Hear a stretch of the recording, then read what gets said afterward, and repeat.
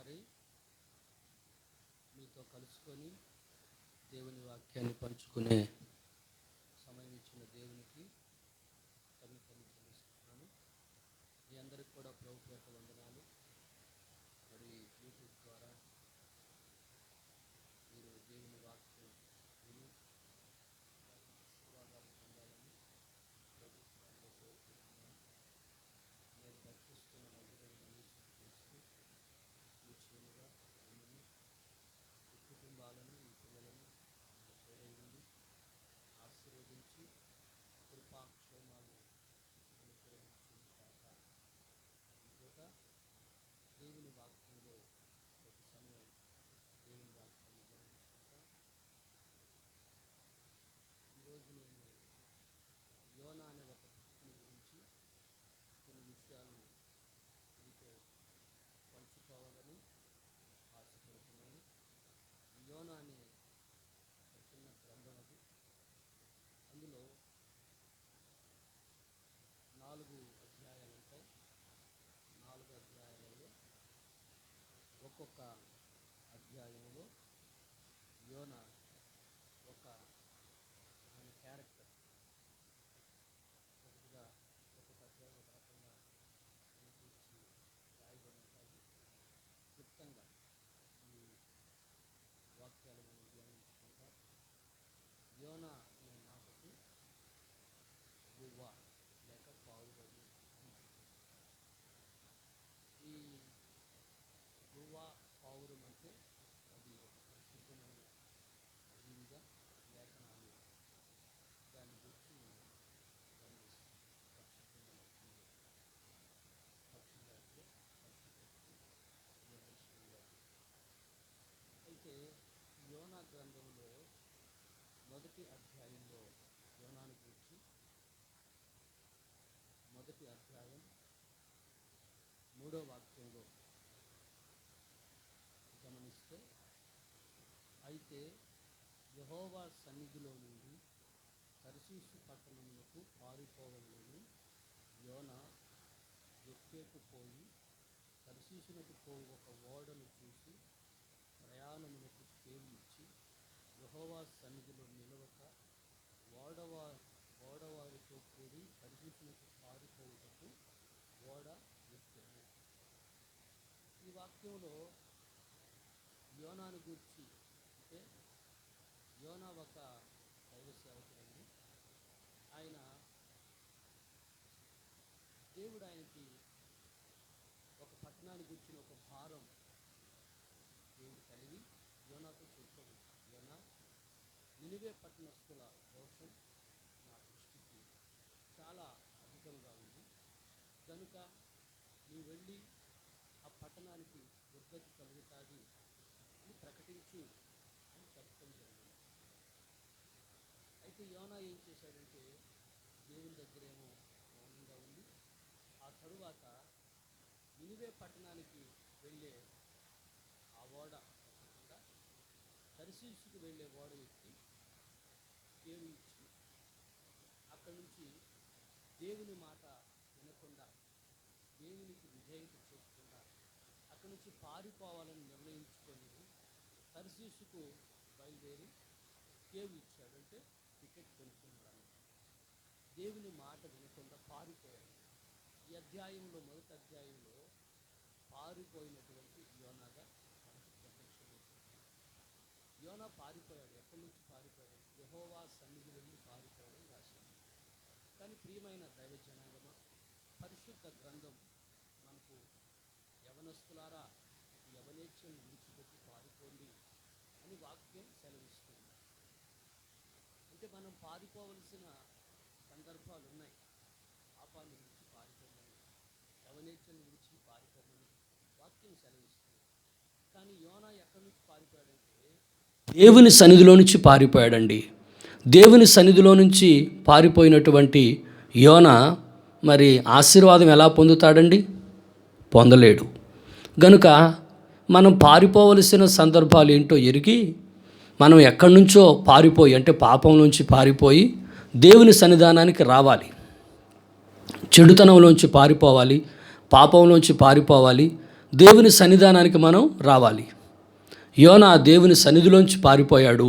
మనమేమో దేవుని సన్నిధికి పరిగెత్తుకొని రావాలని లేఖనాలు బోధిస్తున్నాయి. అయితే మనం గమనిస్తే లోతు అనే ఒక భక్తుడున్నాడు. అబ్రహాము అన్న కుమారుడు లోతు.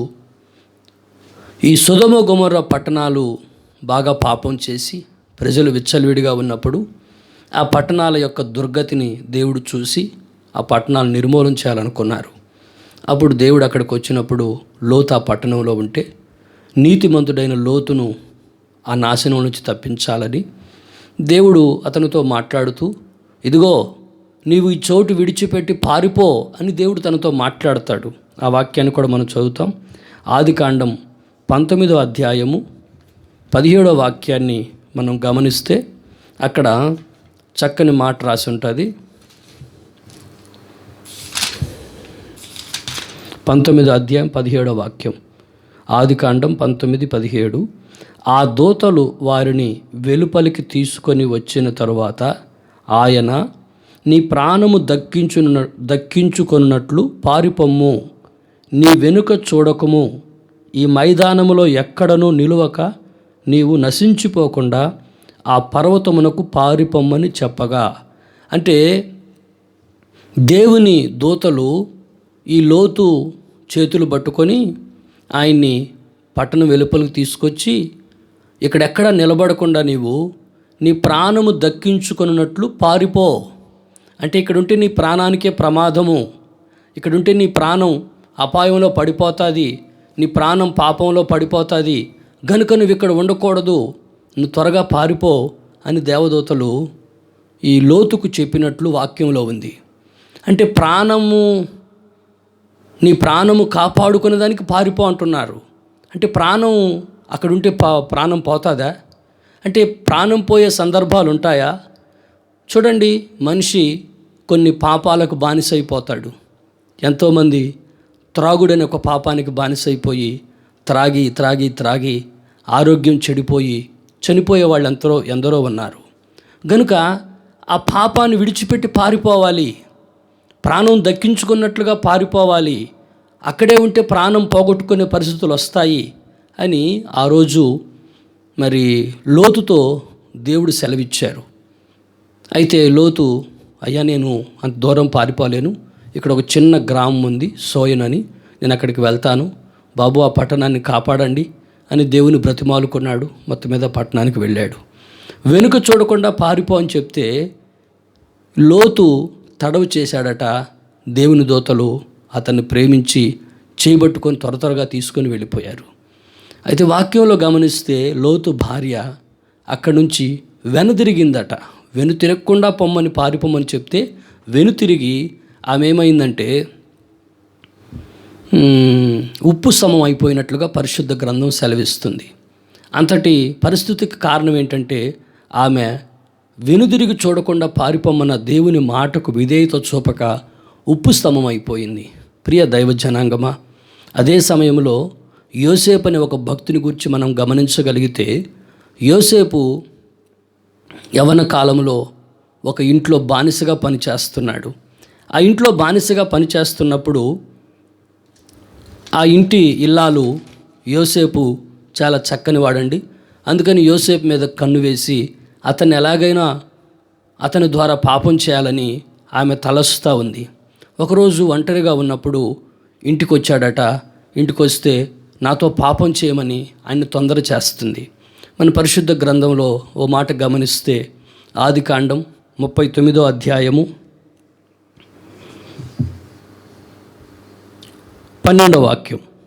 ఆదికాండం 39:12. అప్పుడు ఆమె అతని వస్త్రం పట్టుకొని తనతో శయనింపుమని చెప్పగా అతడు తన వస్త్రమును ఆమె చేతిలో విడిచిపెట్టి తప్పించుకొని బయటకు పారిపోయెను.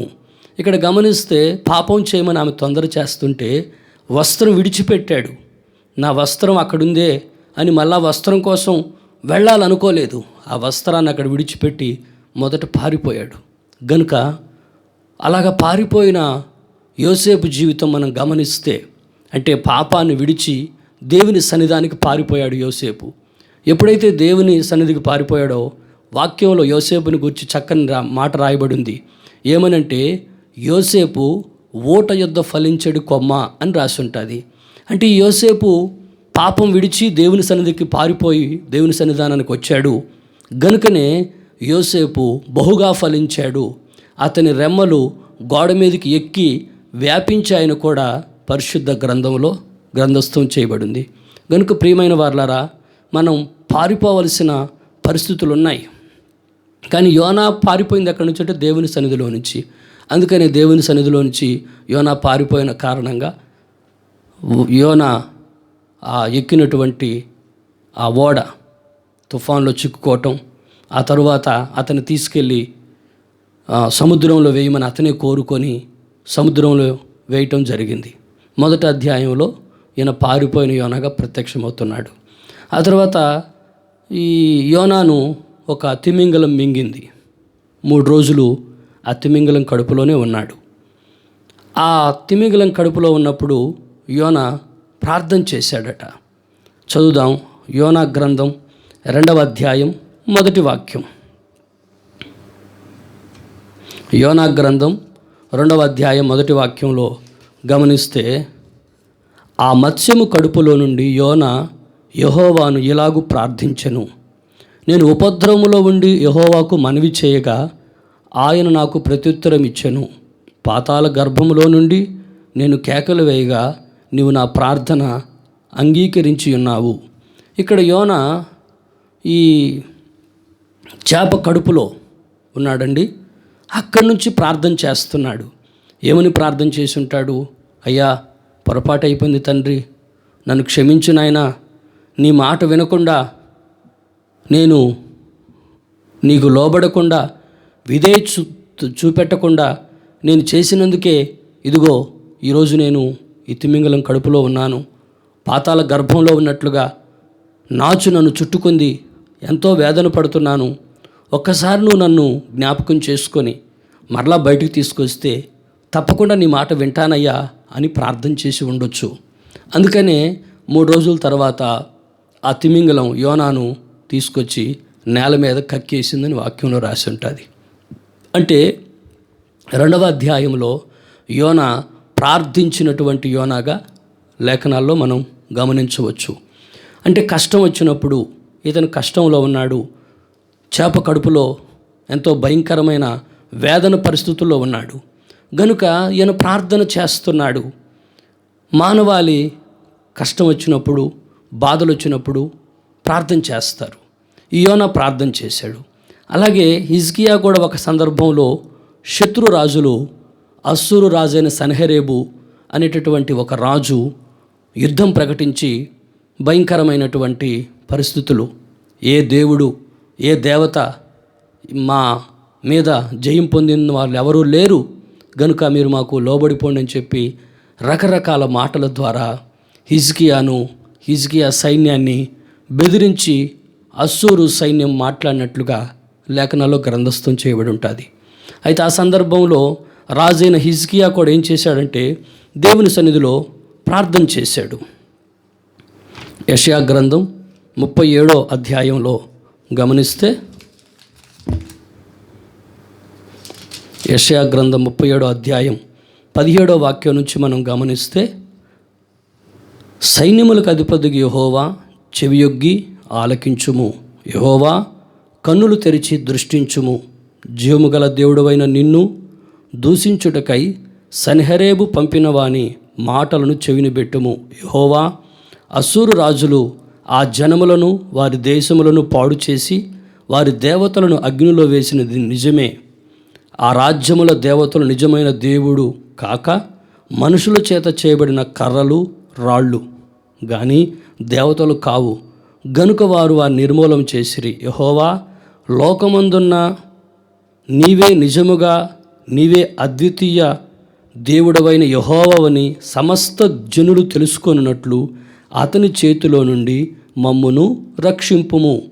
ఇక్కడ మనం గమనిస్తే హిజ్కియా రాజు కూడా శత్రు పోరాటం తనకు వచ్చినప్పుడు ఈ శత్రు పోరాటంలోంచి ఎలాగైనా విడుదల పొంది తన ప్రజలు క్షేమంగా ఉండాలని చెప్పి ఈ హిజ్కియా రాజు ప్రార్థన చేశాడు.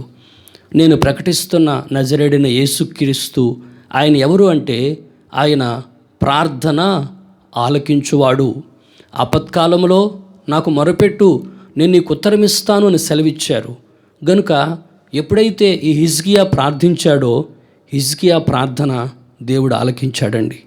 హిజ్కియా ప్రార్థన ఆలకించి ఏ యుద్ధం లేకుండానే ఆ రాత్రి ఒక దేవదూత ఆకాశంలో నుంచి కిందకు దిగి వచ్చిందట.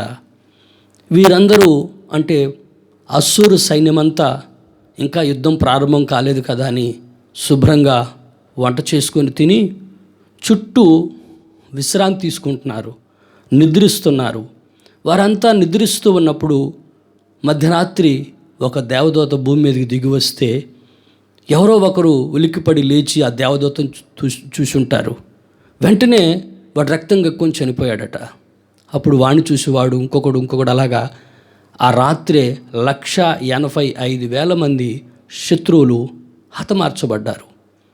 ఎవరు ఏ సైనికుడు వచ్చి యుద్ధం చేసింది లేదండి. యుద్ధం చేయకుండానే శత్రువులందరూ తెల్లవారి చూస్తే అందరూ చనిపోయి అక్కడ ఉన్నారు. అంటే ప్రార్థన ఆలకించిన దేవుడు శత్రువులను నిర్మూలన చేశాడు. దేవుడు అంటాడు ప్రవక్త ద్వారా, ఇదిగో నీవు నా మీద రంకెలు వేస్తున్నావే, నేను చూస్తున్నాను. నీ ముక్కుకు నేను గాలం వేస్తాను, నీ నోటికి కళ్ళెం వేస్తాను, ఎలాగొచ్చారో మీరు అలాగే మిమ్మల్ని తరిమి కొడతాను అని చెప్పి ప్రవక్త ద్వారా దేవుడు మాట్లాడారు. గనుక ఆ మాట్లాడినట్టుగానే ఆ రాత్రే శత్రువులందరూ చనిపోయినట్లుగా వాక్యంలో గ్రంథస్థం చేయబడింది. ఒక్క దేవదూత వచ్చి 185,000 మంది శత్రువులను హతమారిస్తే, అంటే నేను మీతో చెప్పదలుచుకునే మాట, దేవుని శక్తి ఎంత అని మనం చెప్పలేం. ఒక్క దేవదూత 180,000 మంది శత్రువులను హతమారిస్తే, ఒకవేళ 10 మంది దేవదూతలు వస్తే, ఒకవేళ 20 మంది దేవదూతలు వస్తే ఎంత అంటే నీకెంత సహాయం అవసరమో అంత సహాయం ఆ సమయంలో చేయగలిగిన దేవుడు అనే సంగతి వాస్తవం. గనుక ప్రియ దైవ జనాంగమా, మరి హిజ్కియా కాలంలో హిజ్కియా ప్రార్థన ఆలకించి శత్రు చేతిలోంచి విడిపించాడు. అలాగే యోనా కూడా ప్రార్థించినప్పుడు యోనా ప్రార్థన ఆలకించిన దేవుడు ఏం చేశాడంటే యోనాని ఆ చేప కడుపులో నుంచి, ఆ తిమింగలం కడుపులో నుంచి నేల మీద కక్కేశాడు. గనుక ఆయన ప్రార్థన ఆలకించే దేవుడు. యోనా ఈ 2వ అధ్యాయంలో ప్రార్థించినటువంటి యోనాగా ప్రత్యక్షమవుతున్నాడు. మీకు ఇక్కడ ఇంకొక మాట కూడా నేను గుర్తు చేస్తాను. యోనా నెహెమ్యా గ్రంథంలో ఓ చక్కని విషయం రాయబడి ఉంటుంది. నెహెమ్యా గ్రంథంలో 1వ అధ్యాయం 3, 4, 5 వాక్యాలు చదువుకుంటాం. నెహెమ్యా గ్రంథంలో ఉన్న ఒక విషయాన్ని నేను మీకు గుర్తు చేస్తాను. వారు చెరపట్టబడిన వారిలో శేషించిన వారు ఆ దేశంలో బహుగా శ్రమను నిందను పొందుచున్నారు. మరియు యెరూషలేము యొక్క ప్రాకారము పడద్రోయబడినది, దాని గుమ్మములను అగ్నిచేత కాల్చబడినవని నాతో చెప్పిరి. ఈ మాటలు విన్నప్పుడు నేను కూర్చుండి ఏడ్చి కొన్ని దినములు దుఃఖముతో ఉపవాసం ఉండి ఆకాశమందలి దేవుని ఎదుట విన్నపము చేసి తిని. ఎట్లనగా, ఆకాశమందున్న దేవా యెహోవా, భయంకరుడైన గొప్ప దేవా, నిన్ను ప్రేమించి నీ ఆజ్ఞను అనుసరించు వారిని కటాక్షించి వారితో నిబంధన స్థిరపరచువాడా. ఇక్కడ యెరూషలేము యొక్క పట్టణ ప్రాకారాలు పడద్రోయబడి దాని గుమ్మాలు అగ్నిచేత కాల్చివేసి, ఆ తరువాత చెరపట్టబడిన వారిలో శేషించిన వారు బహుగా శ్రమ పడుతున్నారు. ఈ మాటలన్నీ నెహెమ్యాకు వినపడ్డాయండి. ఎప్పుడైతే ఈ మాటలు వినిపించాయో నెహెమ్యా చాలా దుఃఖంతో, కన్నీళ్లతో, భారంతో ఉపవాసం ఉండి ప్రార్థన చేశాడు. ఏమనంటే, అయ్యా, మరి మా ప్రజలు శరలో ఎంతో బాధపడుతున్నారు, శ్రమ పడుతున్నారు, వారికి విడుదల కలుగచేయి. అంతేకాదు, పడద్రోయబడిన యెరూషలేము యొక్క ప్రాకారాలు తిరిగి కట్టబడాలి, దాని గుమ్మాలు నిలబెట్టబడాలి అని చెప్పి ఉపవాసం ఉండి ప్రార్థన చేసి దేవుని యొక్క కృపను పొందుకొని, రాజుగారి యొక్క ఆదరణ కూడా పొందుకొని, దయ పొందుకొని, ఈ నెహెమ్యా పడిపోయినటువంటి యెరూషలేము యొక్క ప్రాకారాలు తిరిగి కట్టినట్లుగా లేఖనాల్లో మనం గమనిస్తాం.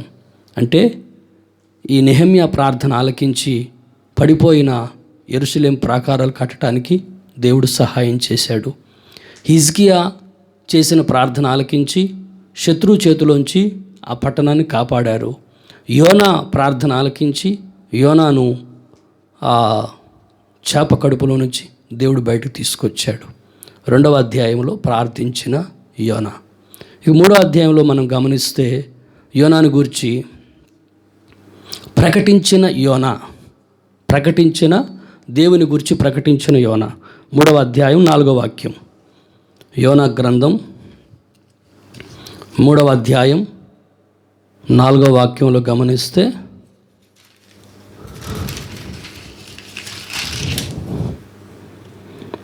యోనా ఆ పట్టణంలో 1 దిన ప్రయాణం అంత దూరము సంచరించుచు ఇక 40 దినములకు నినివే పట్టణము నాశనమగునని ప్రకటన చేయగా. ఈ వాక్యంలో మనం గమనిస్తే ప్రకటించిన యోనా అంటే యోనా దేవుని గూర్చి ప్రకటిస్తున్నాడు. నినివే పట్టణానికి వెళ్ళి, ఓ నినివే పట్టణస్థులారా, మీ యొక్క పాపం దేవుని దృష్టిలో చాలా విస్తారమైపోయింది, ఇక 40 రోజుల్లో మిమ్మల్ని దేవుడు నాశనం చేయబోతున్నాడు అని హెచ్చరించాడు. ప్రకటిస్తున్నాడు. ప్రకటించి మరి ఈయన దేవుని గురించి ప్రకటించాడు, పట్టణానికి కలగబోయే దుర్గతిని గురించి ప్రకటించాడు. ప్రకటించిన వెంటనే ఆ పట్టణంలో ఉన్నటువంటి ప్రజలు, నినివే పట్టణంలో ఉండే ప్రజలు యోనా మాటలు విని వెంటనే ఒక్కొక్కరు అందరూ ఉపవాసం ఉండి ప్రార్థన చేయడానికి నిర్ణయించుకున్నారు. వారు గోనెపట్టలు వేసుకున్నారు. తర్వాత ఆ సంగతి తెలిసి రాజు కూడా తన వస్త్రాలు తీసేశాడు, సింహాసనం దిగాడు, రాజవస్త్రాలు తీసేసి గోనెపట్ట వేసుకున్నాడు. ఆ దేశంలో ఉండే నినివే పట్టణంలో ఉండే ప్రజలందరికీ ప్రకటించాడు.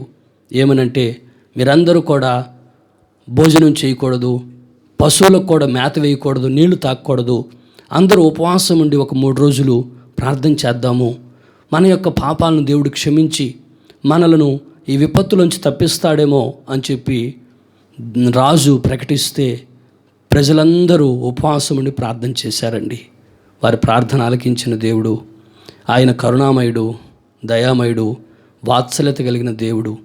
మనం మరొక మాట కూడా గమనిస్తే 3వ అధ్యాయం 10వ వాక్యములో, ఈ నినివే వారు తమ చెడు నడతలు మానుకొనగా వారు చేయుచున్న క్రియలను దేవుడు చూసి పశ్చాత్తాప్తుడై వారికి చేయుదునని తాను మాట ఇచ్చిన కీడును చేయక మానెను. అంటే కీడు చేస్తానని దేవుడే సెలవిచ్చాడు. ఆ పట్టణం యొక్క ప్రజల యొక్క స్థితిగతులను బట్టి కీడు చేస్తానని దేవుడే మాట ఇచ్చాడు. కానీ మాట ఇచ్చినా సరే ఆయన ప్రజల యొక్క స్థితిగతులను చూశాడు. వారు పశ్చాత్తాపడటం చూశాడు. వారు గోనెపట్ట వేసుకొని ప్రార్థన చేయటం చూశాడు. చూసిన దేవుడు వెంటనే ఏం చేశాడంటే ఆ పట్టణాన్ని కాపాడాడండి. ఆ పట్టణాన్ని ఆపదలోంచి తప్పించాడు. ఆ పట్టణానికి కలగవలసిన దుర్గతిని కలగకుండా దేవుడు కాపాడారు. కనుక ప్రియ దైవ జనాంగమా, మరి యోనా ప్రకటిస్తే ఆ నినివే పట్టణస్థుల యొక్క ప్రాణాలు కాపాడబడ్డాయి. బైబిల్ సెలవిస్తుంది సువార్త ప్రకటించాలి అని. సువార్త ప్రకటించాలి, యేసయ్యను గురించి ప్రకటించాలి. మనం ఒక మాట చదువుతాం. 96వ కీర్తన 2వ వాక్యంలో అక్కడ ఒక చక్కని మాట రాయబడి ఉంటుంది. 96వ కీర్తన 2వ వాక్యం.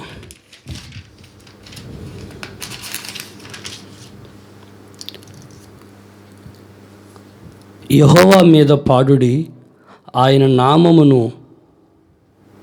సన్నుతించుడి, అనుదినము ఆయన రక్షణ సువార్తను ప్రకటించుడి. ఈ చదవబడిన వాక్యంలో మనం గమనిస్తే అనుదినము ఆయన రక్షణ సువార్తను ప్రకటించుడి అంటే ప్రతిరోజు యేసయ్య రక్షకుడు అనే మాటను ప్రకటించమని లేఖనాలు సెలవిస్తూ ఉన్నాయి.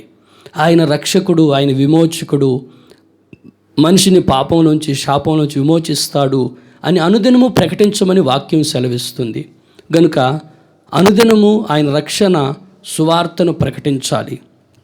ఆ తర్వాత ఇదే అధ్యాయంలో మరొక మాట కూడా మనం గమనిస్తాం. యెహోవా రాజ్యము చేయుచున్నాడు, లోకము కదలకుండా స్థిరపరచబడి ఉన్నది. న్యాయమును బట్టి ఆయన జనములను పరిపాలన చేయును. ఈ వార్తను అన్యజనుల్లో ప్రకటించుడి. అనుదినము ఆయన రక్షణ సువార్తను ప్రకటించాలని వాక్యం అంటుంది. అంతేకాదు, ఆయన రాజ్యం చేస్తున్నాడు అంటే ఆయన రాజ్య పాలన చేస్తున్నాడు. ఎలా ఆయన రాజ్యపాలన చేస్తాడంటే, న్యాయమును బట్టి ఆయన జనములను పరిపాలన చేస్తాడు. ఈ రోజున మనం భూలోకంలో అన్యాయం జరుగుతుంది. కోర్టులో చూసినా అన్యాయమే.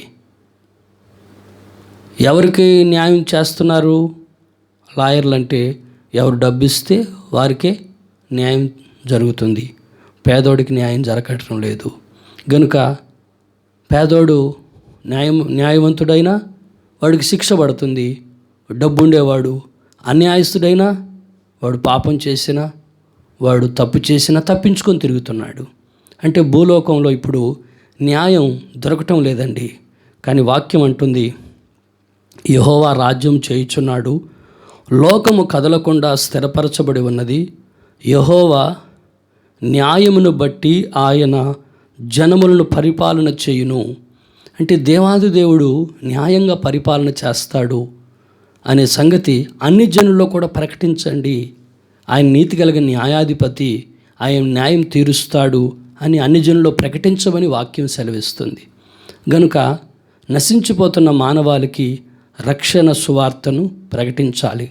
ఇంకా బైబిల్ సెలవిస్తుంది, సువార్త ప్రకటించు వారి పాదములు ఎంతో సుందరములను కూడా వాక్యం సెలవిస్తుంది. గనుక సువార్తను ప్రకటించాలి. దినదినము అనుదినము ఆయన రక్షణ సువార్తను ప్రకటించాలి. గనుక ప్రకటించేవారు ఉంటే వింటారు, వింటే రక్షణ పొందుతారు. పంపబడకపోతే ఎలా వెళతారు అని వాక్యంలో ఉంటుంది. అంటే జనములు యేసయ్యను తెలుసుకున్నటువంటి వారు ఆయన రాజ్య సువార్త ప్రకటించడానికి నిర్ణయించుకొని సమయమనక అసమయమనక యేసయ్య రక్షణను గురించి ప్రకటించాలండి. ప్రకటించి అనేకులను దేవుని వైపు త్రెప్పాలి. ఎందుకంటే సర్వలోకములో సువార్త ప్రకటించబడతాది అని వాక్యం సెలవిస్తుంది. భూదిగంతాల వరకు యేసయ్య దేవుడని అరణ్యాలలో ఎక్కడైనా సరే సువార్త ప్రకటించాలి. ఈ రోజున కూడా కొంతమంది టీములు ఉన్నారండి, కొన్ని టీములు ఉన్నాయి. వారు మారుమూల అరణ్య ప్రాంతాలకు వెళ్ళి సువార్త ప్రకటించే వాళ్ళు కూడా ఉన్నారు. అలా సువార్త సర్వలోకంలో ప్రకటించబడాలి. యోనా అలనాడు ప్రకటించి ఆ నినివే పట్టణాన్ని కాపాడుకున్నట్లుగా ఈ రోజున కూడా సువార్త ప్రకటించి అనేకులను పాపంలోంచి శాపంలోంచి విడిపించి దేవుని యొక్క రాజ్యానికి మానవులు సిద్ధపరచబడినట్లుగా ప్రకటించవలసిన బాధ్యత రక్షణ పొందిన ప్రతి క్రైస్తవుని మీద కూడా యేసయ్యను గూర్చి చెప్పాల్సిన బాధ్యత ఉందనే సంగతి కూడా వాస్తవం. చివరి అధ్యాయంలో యోనాను గురించి మనం గమనిస్తే 4వ అధ్యాయంలో చింతాక్రాంతుడైన యోనా. అంటే ఈ యోనా ఏం చేశాడంటే ఆఖరాకి బాధపడుతున్నాడు. ఎప్పుడైతే యోనా ప్రకటించాడో, దేవుడు ప్రజల యొక్క పశ్చాత్తాపాన్ని చూశాడో ఆ పట్టణాన్ని కాపాడారు. మరి కాపాడబడితే యోనాకి ఎంతో ఘనత కదా. రాజు కానీ ప్రజలందరూ వచ్చి, యోనా నువ్వు చెప్పబట్టే మేమంతా దేవుని వైపు తిరిగాం, మేము దేవుని వైపు తిరగబట్టే ఈరోజు కాపాడబడ్డాం అని చెప్పి యోనాని గురించి వాళ్ళు సంతోషంగా మాట్లాడతారు. కానీ యోనా అలా అనుకోని ఉండడు. యోనా అనుకున్నాడు, నేను చెప్పిన మాట నెరవేరలేదు కాబట్టి రాజు ప్రజలు నా మీదకి వచ్చి గొడవ చేస్తారేమో, కొడతారేమో, తిడతారేమో అని భయపడిపోయి చింతాక్రాంతుడైపోయాడంట. అంటే నేను చెప్పింది జరగలేదుగా, ప్రజలు నాశనం కాలేదుగా, అందుకని నువ్వు కరుణగల దేవుడవు, జాలిగల దేవుడవు, దయా వాత్సల్యం కలిగిన దేవుడు అని అందుకే నేను అప్పుడే తర్శీసుకు పారిపోయాను బాబు అంటాడు. అని ఒక పందిరి వేసుకొని పోయి ఆ పందిరి కింద కూర్చున్నాడట. ఆ పందిరి కింద బాధగా దిగులుగా కూర్చొని ఉంటే దేవుడు ఏం చేశాడంటే తెల్లవారేసరికి ఒక సొరచెట్టు మొలిపించాడు. అది బాగా అప్పటికప్పుడే ఆ పందిరంతా అల్లుకుందట. చల్లగా నీడొచ్చేసింది. ఆ చల్లగా నీడొచ్చేసరికి అమ్మయ్య అని కొంచెం నెమ్మది పొందాడు. తెల్లారేసరికి మరుసటి రోజే ఆ సొరచెట్టు ఎండిపోయింది. వెంటనే యోనా కోప్పడుతున్నాడు. కోప్పడితే నీవు కోపించడం న్యాయమా యోనా అని దేవుడు అడుగుతున్నాడు. అడిగితే ఏనంటాడు, ప్రాణం పోవునంతగా కోపించడం న్యాయమే. ఎందుకంటే నిన్న నాకు నీడనిచ్చింది, ఇవాళ మరలా నేను ఎండలో ఉన్నాను అంటే దేవుడు అంటాడు, యోనా నువ్వు కష్టపడకుండా, నువ్వు శ్రమ పడకుండా ఒక్క రోజులో పెరిగి నీకు నీడనిస్తే అది వాడిపోతే నువ్వు ఇంత బాధపడుతున్నావే. మరింత గొప్పదైన నినివే పట్టణం 1,20,000 కంటే ఎక్కువ జనాభా కలిగిన నినివే పట్టణాన్ని గురించి నేను బాధపడొద్దా, వారిని గురించి విచారపడవద్దా అని దేవుడు యోనాకు కన్నులు తెరిపించినట్లుగా దేవుడు మాట్లాడారు. అప్పుడు యోనా అనుకోని ఉంటాడు, నిజమే కదా, కాసేపు నీడనిచ్చిన ఈ సొరచెట్టు లేకపోతే నేను ఇంత బాధపడ్డానే. మరి ఆయన సృష్టించిన ప్రజలు నాశనం అయిపోతే ఆయనకి ఎంత బాధ ఉంటుంది. అందుకే నన్ను వెళ్ళి ప్రకటించమన్నాడు. నేనే పొరపాటు చేశాను. ఇప్పుడు ఏదైతే ఏమైందిలే, ప్రజలంతా సురక్షితంగా ఉన్నారని యోనా కూడా సంతోషించి ఉంటాడు. గనుక ఈ 4వ అధ్యాయము యోనాను గూర్చి చింతాక్రాంతుడైన లేక కోపించిన యోనా అనే సంగతి ఇక్కడ మనం గమనిస్తాం. 4వ అధ్యాయంలో కూడా మొదటి వాక్యం, యోనా దీన్ని చూసి బహు చింతాక్రాంతుడై కోపగించుకొని, యెహోవా నేను నా దేశమందు ఉండగా ఇట్లు జరుగునని నేను అనుకుంటుని కదా. అంటే యోనా చింతాక్రాంతుడై కోపించటం ఈ వాక్యంలో మనం గమనిస్తూ ఉన్నాం.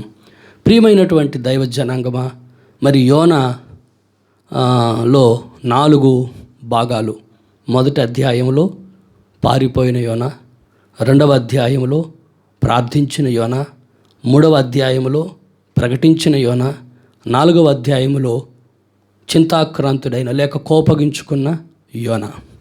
గనుక ప్రియ దైవ జనాంగమా, ఎటకేలకు మొదట పారిపోయిన తరువాత మరలా దేవుని వాక్యాన్ని దేవుని గురించి ప్రకటించి ప్రార్థించి ఆ పట్టణాన్ని కాపాడగలిగిన యోనా మొదట బుద్ధిహీనత అవిధేయత ఉన్న తరువాత విధేయుడిగా మారిపోయిన యోనా వలె మరి అనేకులు దేవుని గురించి ప్రకటిస్తూ దేవుని సన్నిధిలో ప్రార్థిస్తూ దేవుని రాజ్యానికి ప్రజలను సిద్ధపరచాలని, మీరు మీ కుటుంబాలు కూడా రక్షణ పొందకపోతే యేసయ్యను తెలుసుకొని ఏ చెడు మార్గంలో ఉన్న ఏ పాపంలో ఉన్న దాన్ని విడిచిపెట్టి దేవుని సన్నిధానానికి వచ్చి దేవుడిచ్చే రక్షణ భాగ్యం పొందుకొని దేవుని ఆశీర్వాదాలు పొందాలని, యోసేపు ఏ విధంగా ఫలించాడో మీరు కూడా అలాగ ఫలించాలని నేను సేవకుని